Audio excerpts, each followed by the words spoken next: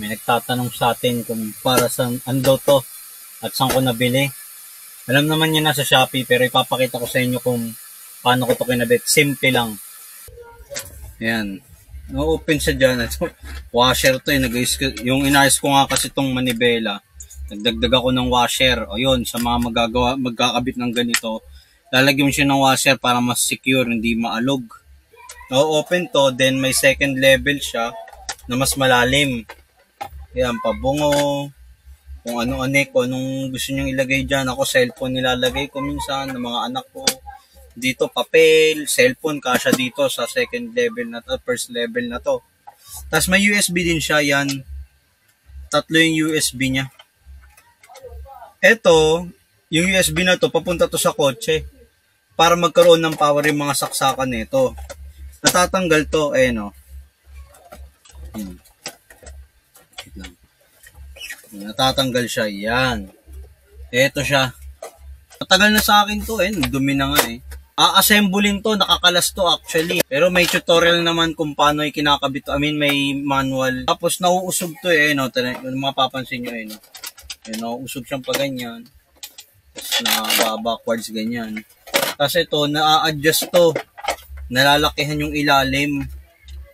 Yan. Basta may tornilyo din to. Yung mga butas. Ito-tornilyo yung papunta dito. Pero since ayokong itornilyo kasi bubutasan ko to sorry, may mga wirings. Kasi itong mga wirings ito, pailo ko to sa ilalim ng kotse, yung sa paanan, pati sa labas. Ayokong butasan kasi sayang Tsaka gusto ko lang removable to, para kung sakali magsakay ako. Minsan nagsakay ako dito 3 Parang lang, sinabay ko lang mga estudyante. Ni-remove ko to, nakaupo sila 1, 2 na estudyante. Yan, lalagyan mo lang siyang paganyan. Yan. Ba? Easy lang. Tas forward, backward. Once na isang USB cord papunta sa USB ng kotse, papunta dito, yung katabi niya magkakaroon na ng power, pati itong 4. Tas secure naman siya, pero yun, medyo secure naman siya yan. Kahit di napakuin. Ito unit ko kasi DA64B. Yung foot brake nito, handbrake nito nandito sa baba. Yung iba kasi nandito, yun lang, hindi pwede yun. Tapos yan, forward siya. Tapos ito pala, once na may i-click kayo dito yan ito, i-click nyo yan. Once na i-click nyo yan, ayun humahaba siya. Lang.